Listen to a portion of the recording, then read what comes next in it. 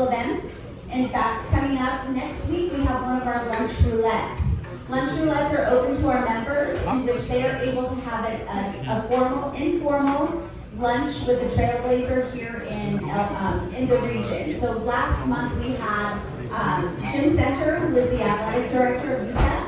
And even if you're not into athletics, a lot of people were very interested in his what he had to say about leadership. But we have everyone from elected officials to,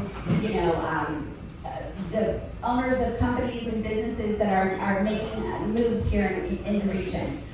We also have our upcoming annual event that is going to be a member meeting, kind of talking about a recap of what's been done through this year and what to expect for next year. So again, please take a look at our website. We welcome you to join if you're not already a member, or you have some questions. I'm here. I do also want to recognize our board president, Gabe Gonzalez. Where are you? I'm not too sure. There he is in the back. And then we also have our program chair and also a board member, Daniel Vasquez. I don't know why I'm so with that, I would like to bring up our moderator for this evening. I'm going to read a little bit of his bio. You'll have to excuse the readers. Ready? So, Rick Moreno, he is the proud owner and broker of Moreno Real Estate Group, which is a high-quality and service-driven boutique real estate firm dedicated to servicing buyers, sellers, and investors in Texas, New Mexico, Arizona, and soon-to-be Miami, Florida. He was born and raised in El Paso, Texas, though he's been blessed with the opportunity to live, go to school, and work in two large metropolitan cities, New York City and my hometown of Los Angeles. Rick is a graduate from New York University, where through hard work, he was able to graduate with honors and earn 2 master's degrees, an MBA in finance and educational administration. He's been in real estate for over 23 years, specializing in residential, commercial, and real estate investing. His brokerage generates 300 sales annually, and he's been the highest rated real estate brokerage in the region and top 1% in Texas for the past 7 years, with over 885-star reviews. In addition, Rick is also owner of an investment company that specializes in real estate acquisition and rental property. He carries a diverse real estate portfolio consisting of apartment complexes, multifamily units, residential homes, and raw land. He has bought, renovated, and sold over 250 properties from Texas, New Mexico, Arizona, California, and New York. Rick also serves as the owner of a consulting company that specializes in assisting clients in personal and financial development. So Rick, we welcome you here. I also want to thank him as well as all the other panelists who brought members of their own businesses here this evening. So we welcome you all tonight. Thank you.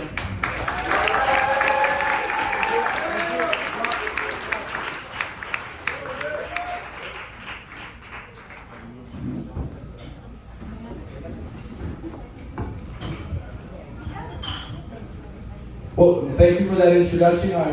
Guys, I'm super excited to be here today. The goal today is to provide everyone with the opportunity to figure out what's going on in today's marketplace. A lot of shifting things have been going on in the market. Lawsuits have been going on with the National Association of Realtors, shifting interest rates with my expert panels are going to be talking about. So the goal for me today is to give you guys an insight through their lens what is going on in today's marketplace, so that you guys can become a better buyer, seller, and a more informed investor and consumer overall. So without further ado, guys, I'm excited to introduce you guys. Let me start off by some brief introductions real quick. To my immediate right, we have Carlos Garcia. Carlos and his wife, Juanita, are proud owners of 3 companies. We got Icon Homes and Rise Homes, which he will further dive into once we get into the Q&A. In addition to 915 Next Gen spray foam installation, he's a retired firefighter, so let's give him a round of applause for that. Father of 3 beautiful children, and he has a current addiction with a wonderful but yet stressful game of golf, right? Right? All right, to Carlos's right, we have Miss Laura Ramos. She is a mortgage loan officer at GCU and is a proud mother of two beautiful girls. How old are your girls? 17 and 14 teenagers, the best years, right? The best years. And also loves to travel, spend time with her amazing family. Let's give a round of applause for Laura.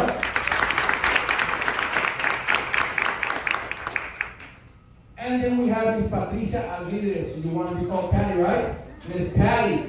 She recently taken a new role as a branch manager, escrow officer of the Historic Title Commercial Residential Downtown Office nearby here. And she was recently, she was previously with the Business Development Officer for all El Paso locations. She's a proud mother of 5 girls. God bless you. 5 girls, 1 boy, family of 6, and a blessed grandmother of 8 grandchildren, ages 14 to 18 months. She looks great. Grandmother. Right? Awesome. And last but not least, we have Luis Carlos Perez. Luis is the founder of Central Real Estate. How long have you been doing that, Luis?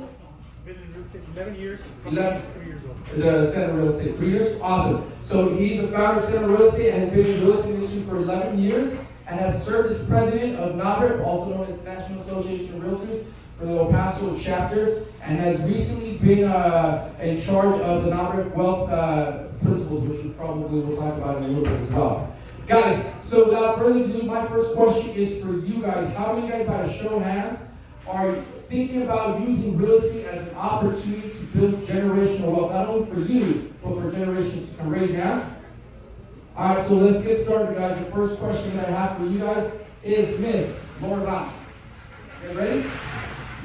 I'm gonna read the question. I'm gonna pass the mic over to you. Okay? I'm excited. You got it. Okay. Laura, how has the market shifted over in the past 12 months in residential real estate? Hi everyone, good evening. Thanks for having me today.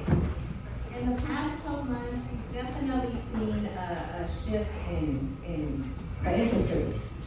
We've seen the rates, obviously we're in a high interest rate right now. We're looking at rates between 6 to 8% rates. Initially, we looked at rates during the pandemic between 2 to 3%. So right now, we're looking at 6 to 8% interest rates. They're tripled. They're tripled. Initially, they were at a halt. Everything came out of halt, and we're saying, what's going to happen next? Are they going to go back down? Are they going to stay still? Are they going to go up again? But right now, I think we're seeing more of what's an acceptance of the rate. We're getting used to what's the norm, and we're saying, okay, this is the norm. This is what we have to work with, and a realization of this is going to be the new norm, and 2 to 3% rates are going to come back anytime soon. So the 6% interest rate is going to be the new norm for now, and we're working with it. Love it, love it. Guys, my first interest rate when I bought a home back in the day was 9.9, and I thought it was blessed. So the idea that we got to share with our consumers, our friends, our colleagues, our family members that we've just been really spoiled for very long, and now this is the new normal, like you said it perfectly. So I appreciate that. Next question, Carlos, you ready? I think so. You think so? All right, Carlos. Icon has built a reputation of building gorgeous custom homes, man, for a long time now. What has changed for you in the new construction sector that you've seen maybe become an obstacle or a challenge or a goal for you that you've seen the shift in the most recent year? So I guess to start off, I'd like to thank everybody for being here and thank you all for inviting me to speak on this panel. But when it comes to the change in 2023 for our field, for our line of work, really I think it's just kind of slowed down and it's come to a more normal pace. What we saw after the pandemic was really historical need for new housing. You know, a lot of people wanted new homes ASAP, and it was great. It was awesome, but it really put a big. It made everything a lot harder. We started having a lot of issues with our subcontractors, with our material pricing, our labor pricing. So everything in a market where we're used to kind of stability kind of was thrown out. We started facing enormous price increases in materials right off the bat. Lumber was a big one. other factors, concrete, plumbing, PVC, a lot of issues that we don't normally see, but coupled with that was a huge demand for new houses. So here we are writing contracts for a new home, a new home, a new home, a new home, which is fine, which is what we do, but then we got faced with increases that we could have never imagined. But our contracts were already out. We had to make the call. Like, what are we gonna do? Are we gonna come back to these clients and say, hey, you know what? Our framing just went up 10, 15%. We didn't have anything in our contracts to kind of give us that ability to go back to the buyer and say, you know what? We're getting hit by all these increases and we don't know how to handle them. We need to kind of go back to you for more. We didn't have that in the contract. Okay, so a decision was made within our company that we gave our word. We said we're gonna build this for this price, and we stuck to it. All the contracts that were written, we stuck to them regardless of the fact that materials were skyrocketing, that labor was skyrocketing. But I feel that was a good decision. Of course, we immediately started working on our contract and started setting standards, started setting allowances for what we anticipated for framing, what we anticipated for concrete, because these increases we were not used to these type of increases, and we really didn't have a choice. We had to accept them or quit building, which is not an option.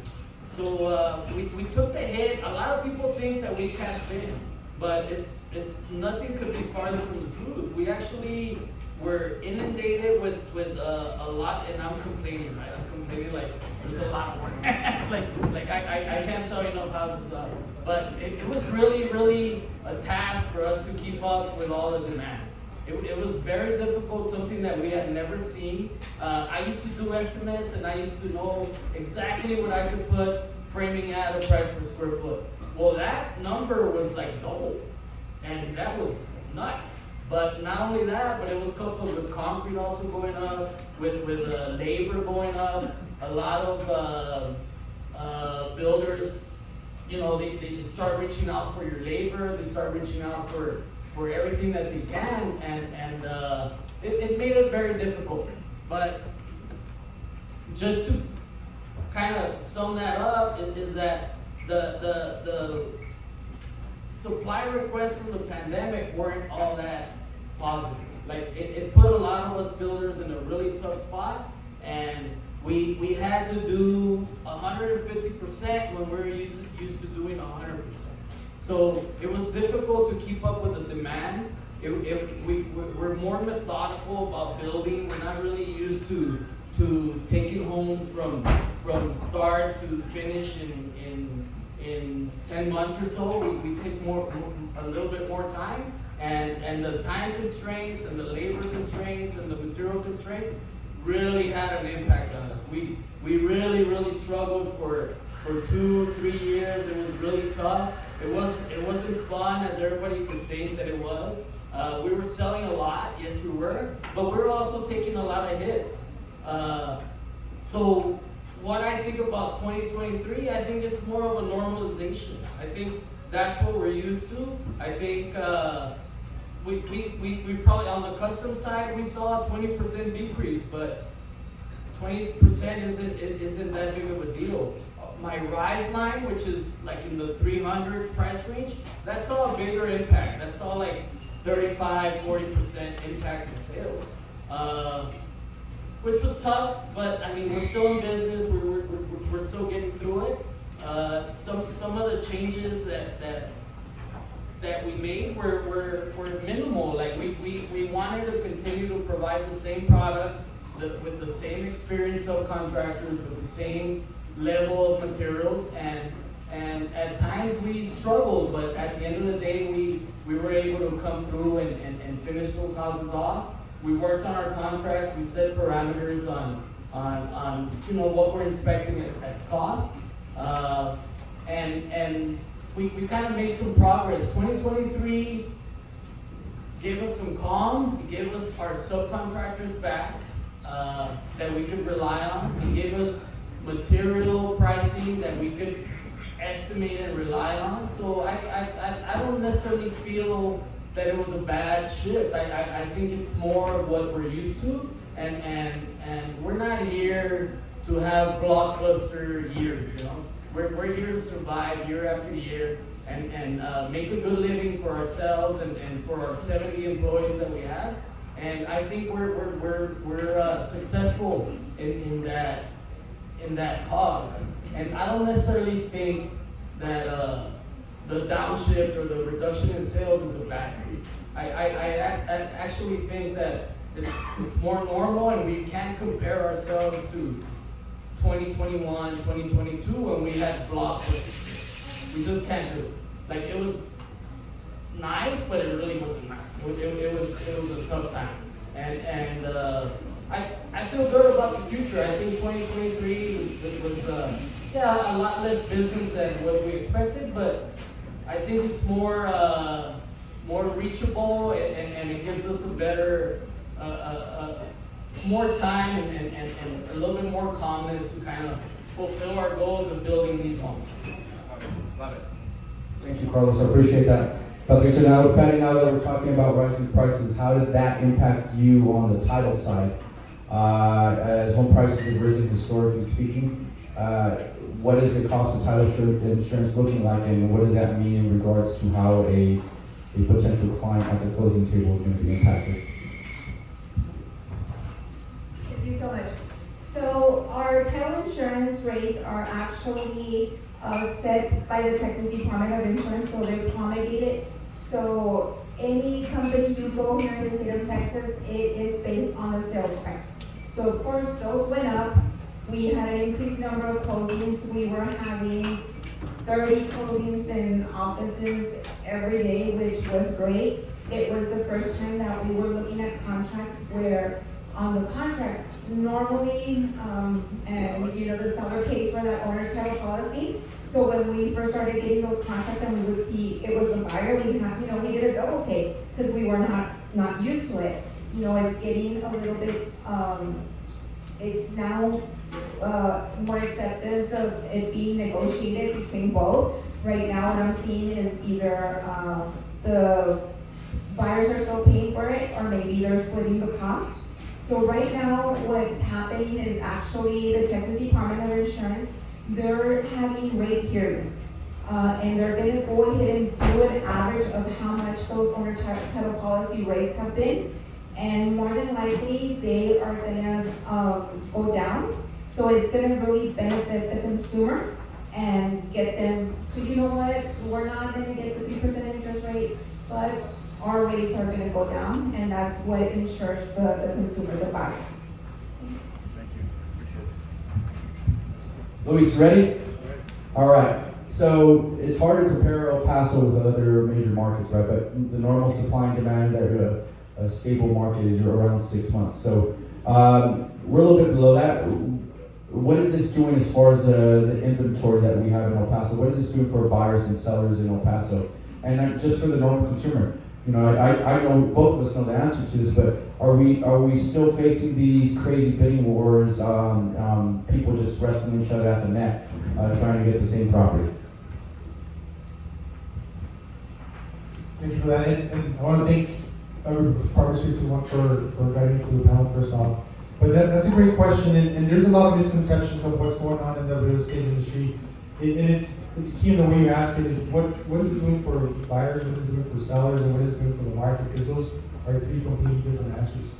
So I'll start off at the end.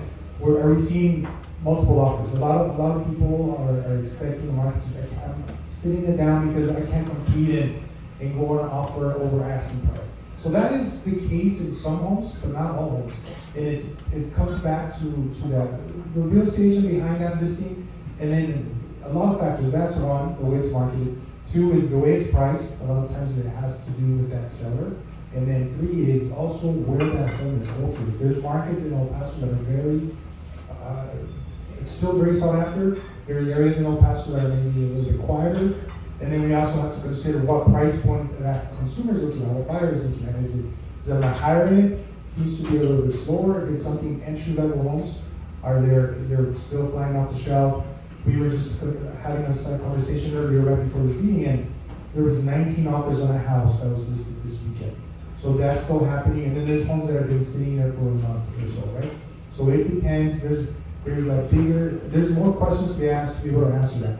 And if a consumer is asking that in hesitation, what I always recommend is talk to a real estate professional, ask the questions, be advised, and then get the right answer that's for you individually. As far as what we're seeing for home sellers, a lot of home sellers are waiting and they're like, wait, I have this home, we have a baby, and we don't fit in the home anymore. I'm working from home now, my wife's working from home, we need more space. But they look at the market and they go out there, like, if I sell my house, what am I gonna buy? There's nothing else out there that I'm buying. So they're holding up that listing for hitting the market. So that's the thinking that a lot of home sellers are looking at right now. Or they're also thinking, which is a misconception, is, well, the rates are too high, what am I gonna go do? I'm not gonna be able to find a house with this interest rate. And that's a hesitation that is kind of going away, and we see that people are getting used to that interest rate occurring. On the home buyer side, people that are seeing buying homes are people that have to, like I mentioned, you're moving to El Paso, you have to buy a house. You're not going to decide to buy or not. You either buy or rent. So you decide to buy. That's the rate you're getting.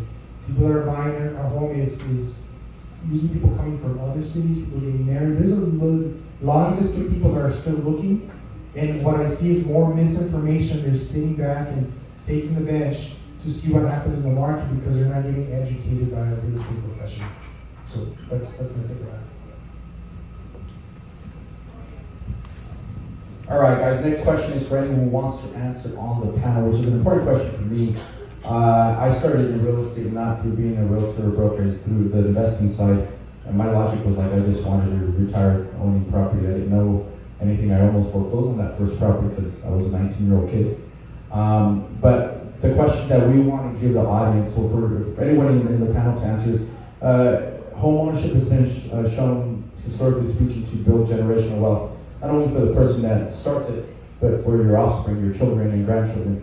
What advice, to anyone in the panel who wants to answer first, what advice do you give to anyone that wants to realize that American dream of home ownership to then build generational wealth? Who wants to answer?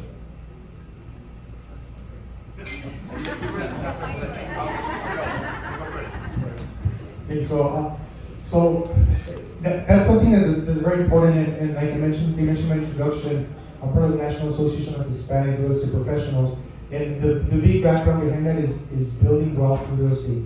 So the focus of this organization is to grow Hispanic home ownership, because through that we're going to grow the Hispanic wealth overall in the economy and nation.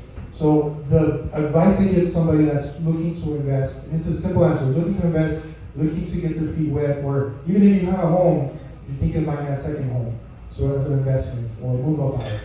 So the number one key thing is don't wait. Like I mentioned earlier, people are waiting and seeing what's going on in the market.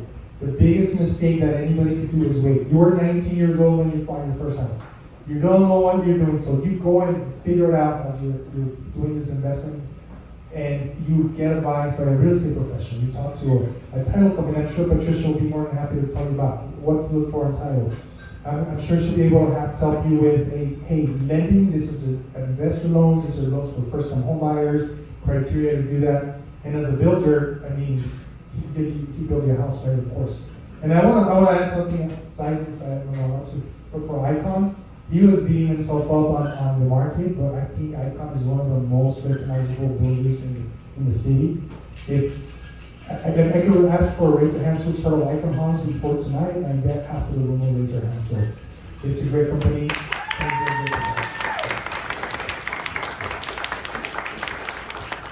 All right, go ahead. Move it easy, let's do it. No pressure. From the lender's perspective, just to add to that also, I mean, definitely, you want to work on your credit. I mean, in order to purchase a home, you want to work on the credit. Definitely the rates are high right now, but the interest rate is going to be based off the credit. So the higher the credit score, the better interest rate you're going to qualify for. And of course, pay off that debt. You know, the less debt you have, the more home you're going to qualify for. And save for that down payment. The more down payment you're able to get down, less of a monthly payment you're going to have. So 3 important factors to remember when you're purchasing a home. Alright, okay, Carlos, you're up. You ready for your next question, Carlos? You got it? Alright. So we're gonna dig deep, quick, to the point.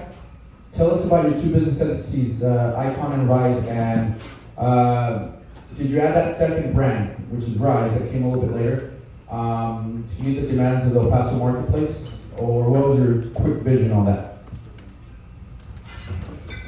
So, everybody says that Icon is like the most expensive and the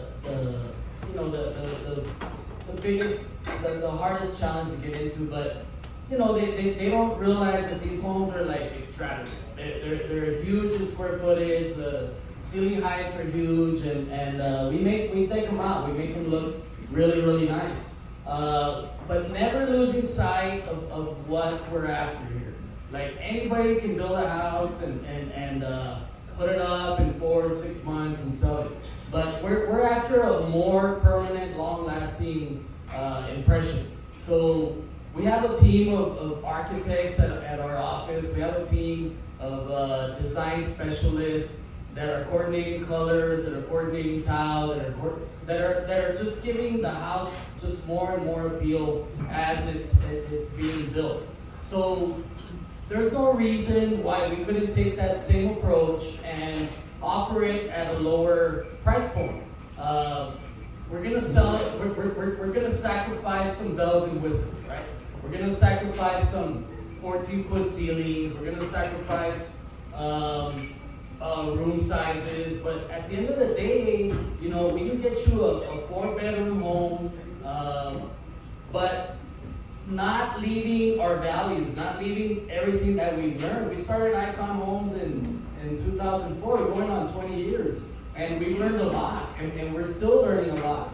As far as how to build here in El Paso, how to make the home a value and not so much a liability, right? We want our houses to perform. We want our houses, when the owners get ready to sell, that they're bringing in top dollar. And I'm on Zillow all the time, and I see that they are. Like, I see everybody reselling, and I can kind of remember what we sold them at, and I know that everybody's being successful at parking their money on that home and being successful when it comes to resale and moving into the next home. And I could see how everybody's benefiting. So there's no reason why that wouldn't work on a smaller scale.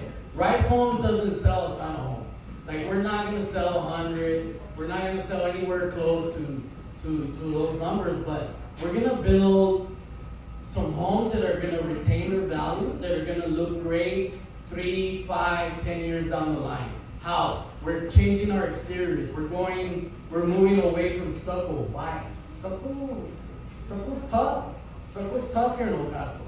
There's a lot of temperature variations, a lot of things going against us, but there's better products out there for your exterior. So Rise Homes, we introduced an enduring exterior package where we don't do stuff.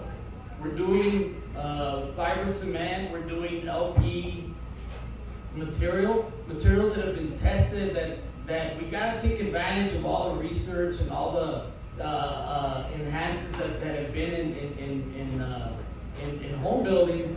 And we're really not here in El Paso, but we're starting to. Like, I'm not trying to do any stucco 5 years from now. So we're moving into a phase where we're using, people call it siding, but it's much more than that. It's a better material, and that's only going to benefit the home buyer. That's going to keep the home buyer from having to replace or repair cracked stucco.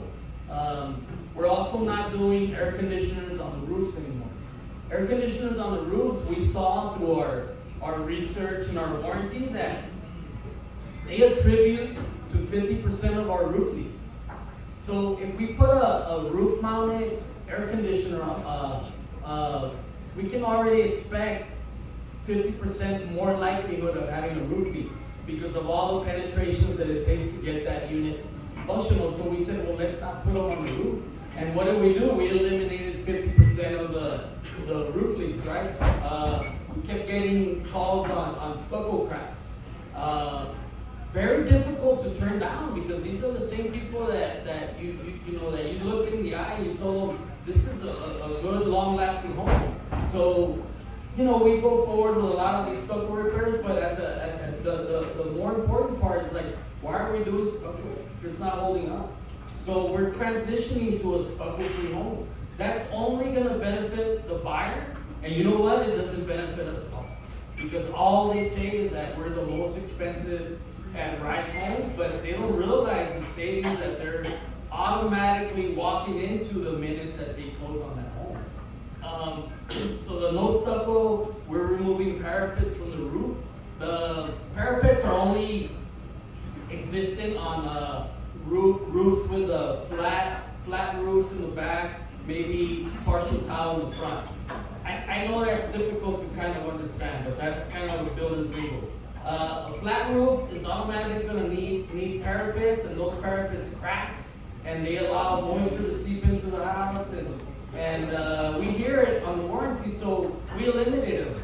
And you know what? It didn't have any effect on the appearance of the home. The homes look great. So look, we take the ACs off the roof, we remove 50% of the probability of roof leaks, we remove the parapets, and that's not going to crack, that's not going to add any issues, and we insulate with spray foam insulation, and we don't use stucco. So that house is essentially going to be a very long-lasting home, and we're not going to see the benefits of that until 5-10 years down the line, where people truly understand and appreciate the value of that. And that's what we're in for. We're not into, like I said, blockbuster years or nothing, but we're into building a business that's reliable, that we can count on, that people can say Rise Homes or Icon Homes. You know what? Those builders care. And if you call them and you have an issue, they're going to be there. And I really believe that that's a good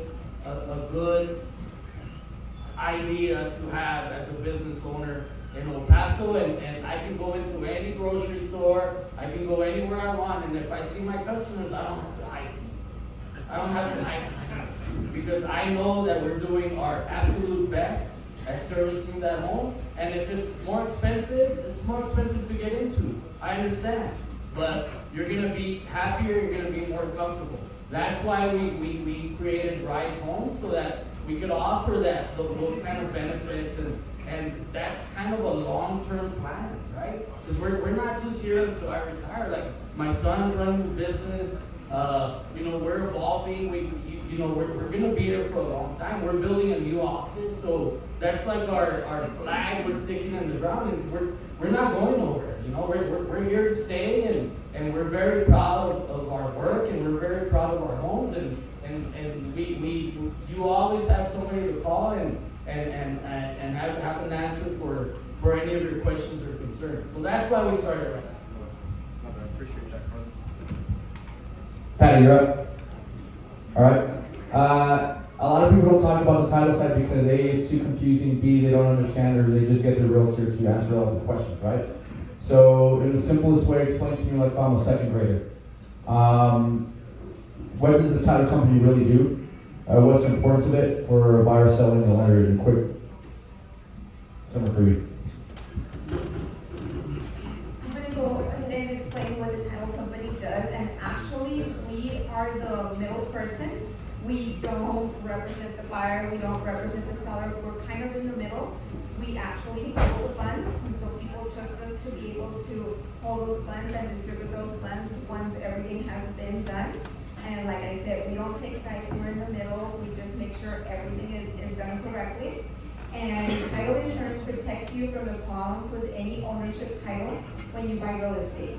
These may be problems that existed before the purchase, such as unpaid property taxes, fraud or forgery, or previous paperwork, or a spouse or a known heir who claims they own the property. Okay, the title company search for problems with the title that need to be corrected before you buy the property.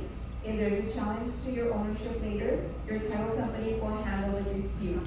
And so that's exactly what we do. So we search everything on the property, and we make sure that once you close on the property, everything from that day back, and it's weird, from the date back, that's what we're insuring. If we miss anything, then of course you're going to file a claim, and we're going to correct that claim. Title insurance, you only pay it once, you pay it at closing. It's never paid, after that. A lot of people call us and say, I want to change the title to so-and-so. It's not done. The only way that you can change title insurance is through the sale of a property, sale or purchase of the property. So we always say, depending on what they want to do, we refer them to a real estate attorney. And like I said, we just make sure that everything has been clear at that time that the buyer is purchasing the property, okay? But of course, a lot of people confuse it with homeowner's insurance. Homeowner's insurance covers the home, auto insurance covers your vehicle, health insurance, of course, any health problems. And a lot of people, especially the people from Mexico, because we do have a lot of people that purchase here, they always call me after they paid it off. I'm looking for estoy buscando mis escrituras, thinking that because in Mexico, they have to pay the property before they actually get the title. Here, as soon as they close, about a few weeks later, we go ahead and record documents at the courthouse showing that the seller deeded the property over to the buyer. It's always gonna be a record, and then about maybe 6 weeks, they're gonna get their owner's title policy from the title company, along with the original warranty that was filed in the courthouse.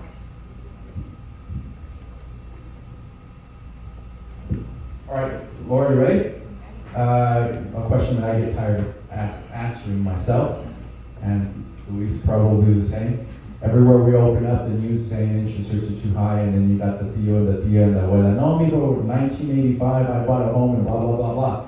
We get tired of it, right? So interest rates anywhere we're looking up have been, they started at 5, 6, 7. Now we've seen them creep a couple times in the 8s. So how does that impact us? What are we looking at here?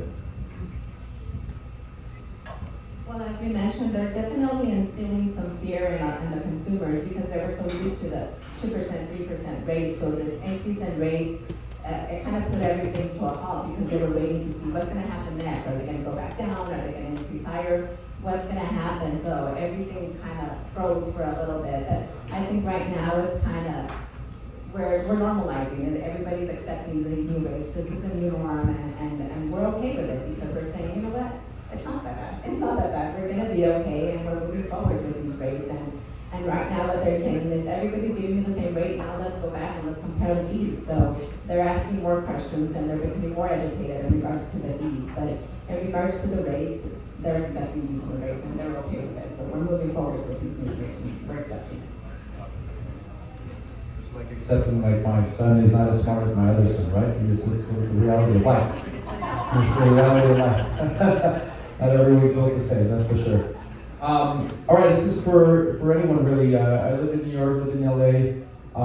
For people that don't know much about El Paso per se, if you could describe El Paso real estate market in a very quick, like nutshell, over less than a beer, what would it look like? Patty, you got it? All right.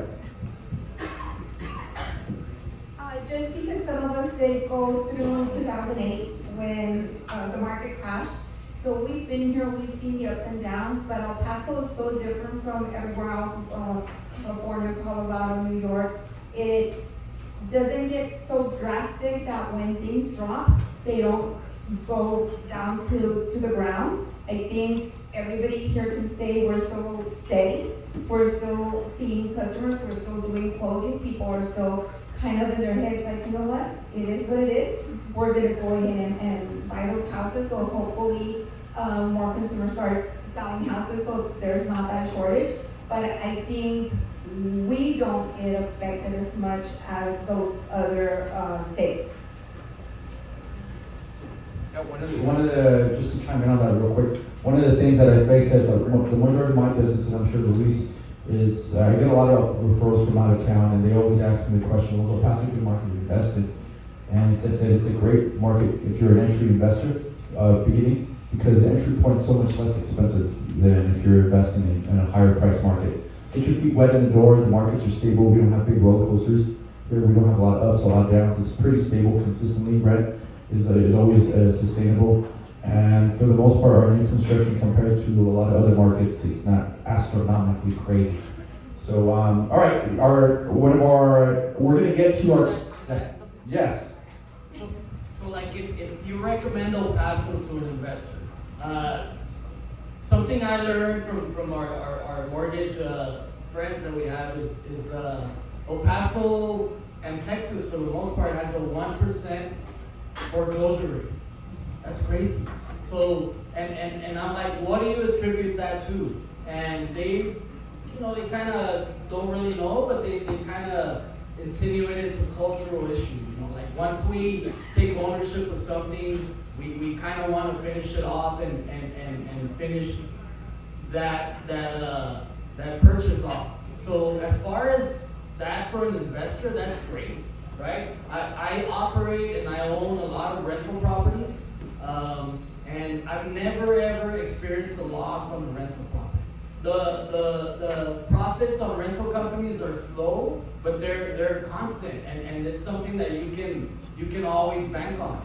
You're not gonna get rich with rentals unless you build a lot of them, but you can always, they're automatics. You can always count them. Yeah, I've never ever lost money on a home, and homes are a great money to store, a great way to store your money and see it accrue value over time. And when you're ready to sell, it's gonna be there for you. It's gonna give you what you expected, and even lots, even like entry-level homes, like all those are great investments.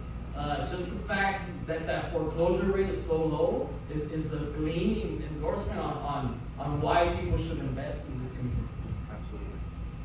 Hey guys, the biggest thing is right now we're going to get transitioned to Q&A, so I want all of our audience, thank you guys so much, Carlos, but we're going to start getting some Q&A rapid fire questions thrown at you. The biggest thing that I always recommend for anyone here is get started. You're not going to get rich off of one single property. I will always compare it to my staff, like get on base, go to first base, come back, bat again, get on first base, come back, go to first base again, and before you know it, 5, 6, 7 years from now, you got 5, 6, 7, 8 rental properties. And through appreciation, throughout the course of time, even if your cash flow isn't that great, but your appreciation will take over, that's where you're gonna build generational wealth. And when it's time to cash out, you bundle those 5 to 7 properties and leave a nice nest egg to your children in the back end. So, all right, guys, I want to open up.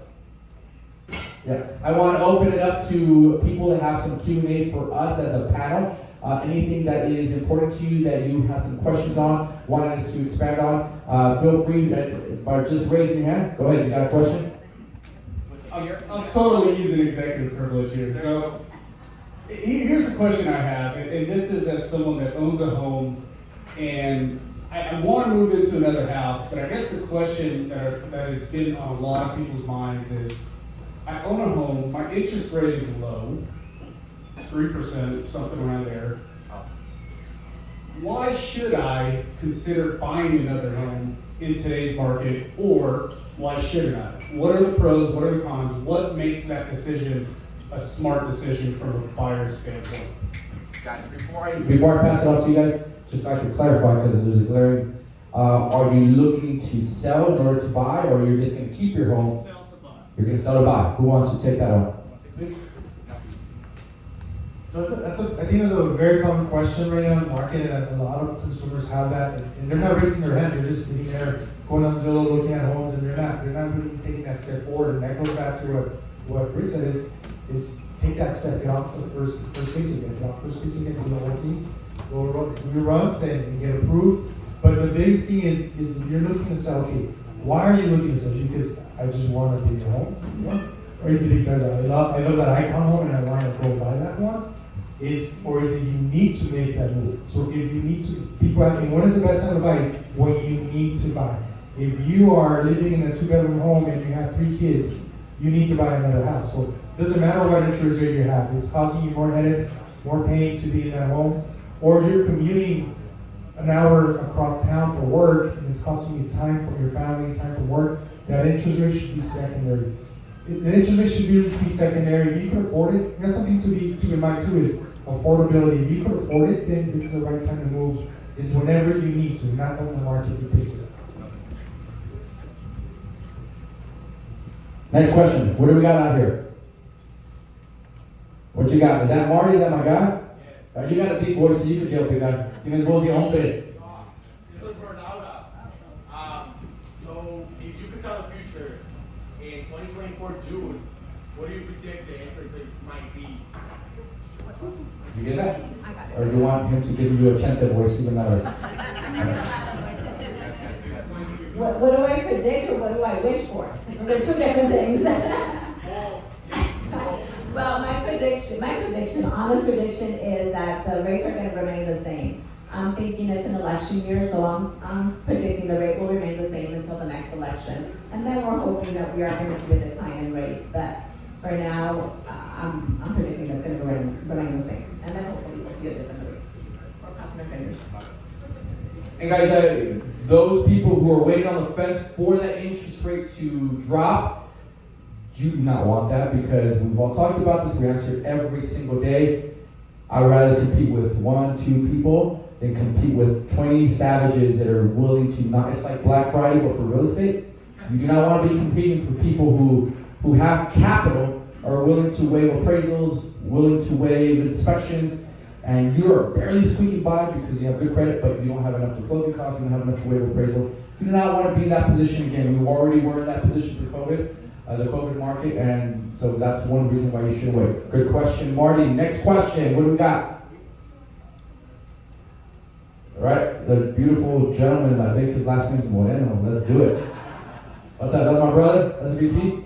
What's up? Research has showed since the Great Depression in 1929, so you're talking about the history of recessions. The last one we really had was in 2008, 2009, or 2007, and I lived in Arizona back then. Short sales like crazy, right? I felt that that's when I actually hit my peak as far as real estate goes, because I used to work for a bank. There is one coming. Do you feel like there's one coming in a year, 2 years? Because if you notice, just based off history, 89, 88, it's going to happen every 12 to 14 years or even 10 years. And it has not happened since 08. So do you feel it might happen in a year, 2 years, just based off interest? Or what do you guys feel that might happen? Love it. Guys, I'll do a quick answer and you guys can piggyback on me, okay? You guys could correct me, add me, modify me, however it is you want. It's a good question, Isaac. Do not get scared. We have way more equity now as homeowners in America. Back in 2007, 2008, I would say anywhere from 20 to 30% of people had a more than 50% equity in their home. In comparison to where we're at now, we have tons more equity built into what we have because of more solid and sustainable loans. We're not lending money out to a trade monkey and your tío and your tía with crazy wraparound mortgages and adjustable rates. Things are solid, things are in a better position. So are we going to have this crazy crisis? Not the same way as it would be in 2007, 2008. We just have way too much equity. If Carlos or I lose our job, you lose your job, sell. You have equity. See what I'm saying? So I don't know if you guys want to modify, address that. I'll piggyback on that. In 08, 07, a lot of that was fraud. It was like stated incomes, it was adjustable rate mortgages, and all that's been very regulated, and I don't know about other places, but in El Paso, our appraisals are tough. They're very tough, and they don't want to release those values. no, they don't, but they're also like they have your back because they want to make sure that you're not paying an excessive amount for your home, something that can't be asked for on a resale or whatever. So that's very different. Like there's no fraud going on. The lending practices have been regulated, and that's really what we faced in 08. I was around in it, and it sucked, but that's really what in my opinion, led to that recession. Right. And just like you said, lending has been regulated. I think the consumers are smarter. They have more information now than they did before. There's no second mortgages where they were getting 80-20 and the 20% had a prepayment penalty, and they were told, well, you can balloon payment at the end, refinance, but then the homes didn't appraise. So definitely different market. I think we all feel very confident that that's not going to happen. Just to add to that, I mean, I think we all learned from that, and we're heavily regulated because of that, so yeah, it's definitely not, we're not gonna go back to that, so. I think we all learned from that recession, and we're not gonna go back to that. I think because of the regulations that we're heavily regulated by. Great question, that's a great question. Numbers guy here from my company, I love it. Who else has a question? Where? Who? You got him? Yeah. Is this thing working? Hello? No, it's not working. We can hear you. So talking about an investor, right? And you and I talked about building. An investor can come in and go against a common buyer and then beat you with cash. A good credit score person with a 665 FICO can come beat you with cash. You know, it's great to know interest rates, title, the way the real estate market and its choices. But you have spoken so much about building responsibly across the board. I think that's a really good part of the education that you're going to be here no matter what. Can you touch base on that building responsibly part? So, yeah, so building responsibly it's really not that difficult to explain. We build a house, we probably have 400 homes under warranty right now. So we really study what's coming in as warranty, what can we do. There's some items where we can't do anything about, back-ordered appliances, back-ordered parts, HVAC units that are just not working as they're designed. But there's also things that we can do, such as leaking roofs, stucco cracking. So we pay attention to that because honestly, when we sell a home, that's really the last time we wanna kind of deal with you. But we're open and we're ready to accept your complaints or your Unless they upgrade. yeah, I mean, but really we want to get it done right the first time. So if we have the data that tells us what goes wrong with these houses, why not implement it in your new construction builds? That's exactly what we're doing. And it's not profitable. It costs us money every year, a lot of money. Like we end up having in-house stucco crews just doing stucco repairs. But you know what? That's good for business. That's good for business when somebody that's busy, you got two working parents, everybody's working, everybody's busy, and now you got a leaking roof and the house is 2 years old. Call us. We're gonna take care of that because we think that's BS. We don't think you should have a roof leak at 2 years. You know, we think that home should give you at least 5 years, right, before you have that kind of issue. So our whole business is not structured for next month or next year. Our whole business is structured for the next 10 years. That's why we're always going to be here. We're always going to have homes to build because we care about what we build. And we're responsible about what we build, whether it's an icon or it's a rise. Like, we're going to build it responsibly. And we're going to be there to back it up.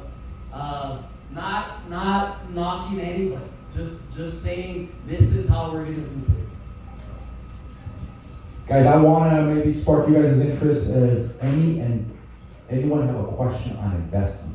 We've been talking about the norm, development, residential, loans.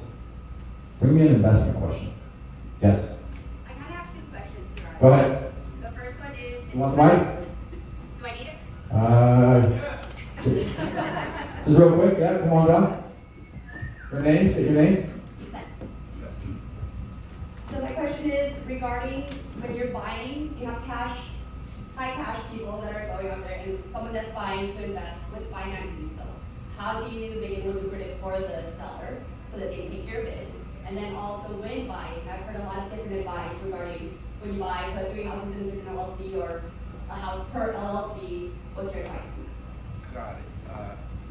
I'll answer the Second question first, and then I'll let my panel answer the first question. So she asked a tax question, LLC question regarding should I bundle my LLC or my properties up, or should I have one property put under LLC? My answer is, the short answer is yes. The idea is you're going to structure a property with less liability attached to your name. And imagine a LLC is a human being, but it really is not a human being. You're just operating that human being. You're the one controlling that LLC, the puppet arms, if you will, right? So in case, and what I do with my company, and I use the title company that does this, all of my investment properties that I close, I buy them, and then eventually I branch them off into what's called a series LLC. So you would have a big umbrella, if you will, property A, 123 Main Street, property B, 123 Main Street again, or whatever, but they're all part of a series LLC, right? So you could have independent liability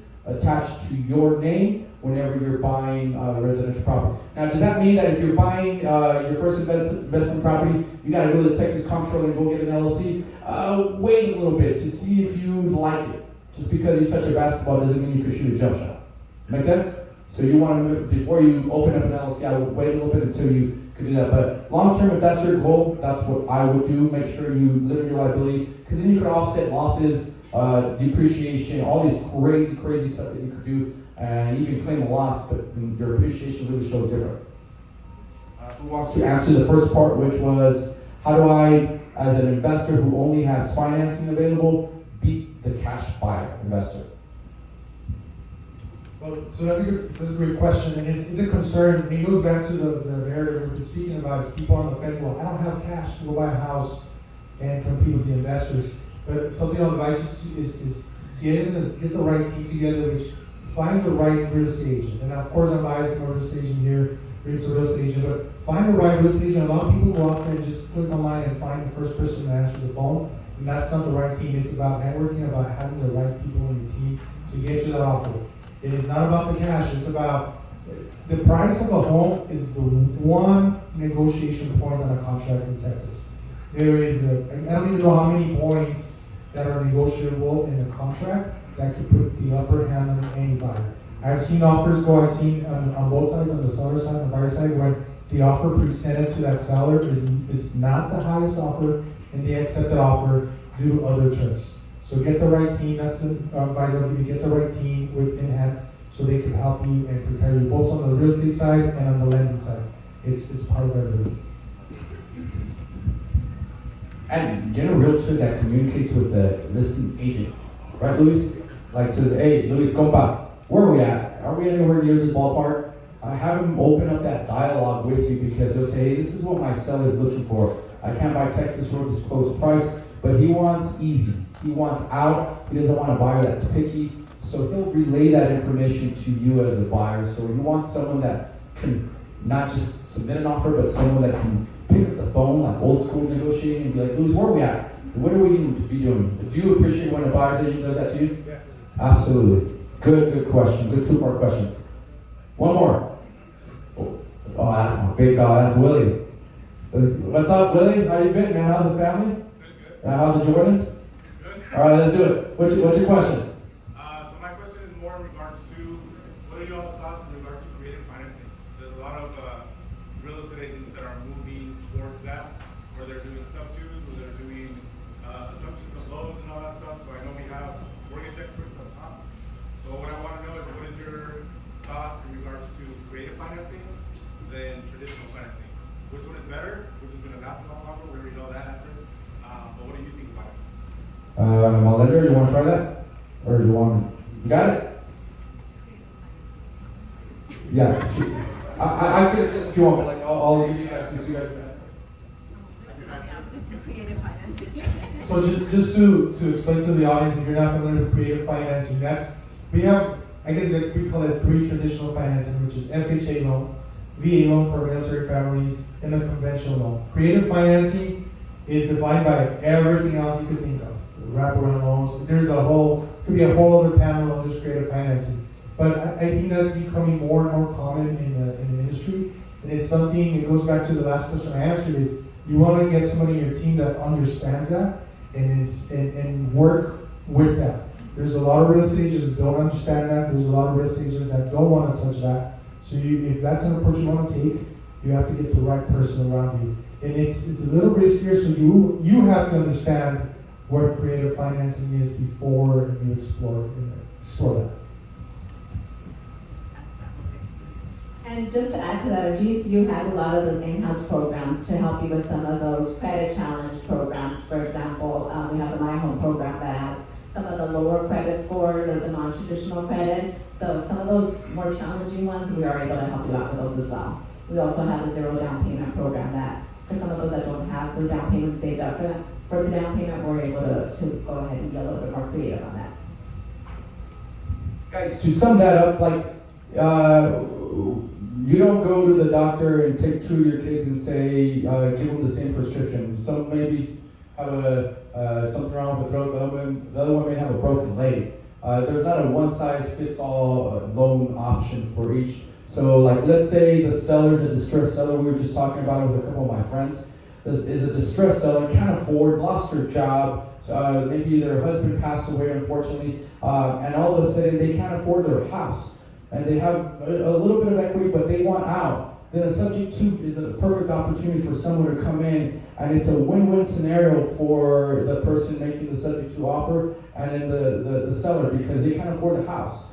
Well, let's say he could afford the house, and he has tons of equity, and he has a low interest rate. Now he's in the driver's seat. He probably wants a more traditional form of financing. So I would really suggest, like we said, you got to find a real estate broker, a real estate agent who understands, like when you're talking about hard money lending, subject to assumable loans. It doesn't fit for everyone. It has to fit the seller first, and then making sure that the buyer is cool with coming up with creative options. So it's a great question, Willie. I'm assuming he's already investing in, cashing checks, breaking necks kind of thing, right? Love it. Last question, guys, and then I want you guys to get an opportunity to mingle and network with the right people. And if you guys want to, I would love for you guys to stay maybe 5-10 minutes if you guys want, and outside, and then they ask you some questions that we could connect with them and build a brand that way. Yeah? One more question. What we got? My gym guy. I see you at the gym all the time, big guy. Yeah, or you got me? You raising your hand or no? Okay, got it. Name and name. Hello guys, this is more of a statement. My name is Hugo Gomez. The creative financing, I can do the title insurance. We can actually, that's what we specialize mostly. So if you guys have anybody that's going through a foreclosure, we can help them. A lot of people and a lot of title companies don't like them because a lot of them can't insure them. So we can structure it, and that's what we specialize mostly on, just helping the people get out of tight situations. So with that being said, if you guys have any issues or anything like that, let me know and we can help you out. All right. Guys, thank you so much. I want to thank the panelists here. These expert panelists are local experts in our industry. But first and foremost, I want to thank progress321. Let's give progress321 a round of applause for organizing an amazing event. This is just one of many things that you guys do for our community and the region and the border. Thank you for allowing me to be your moderator. We had a great turnout. Good questions, guys. Thank you so much. I appreciate it.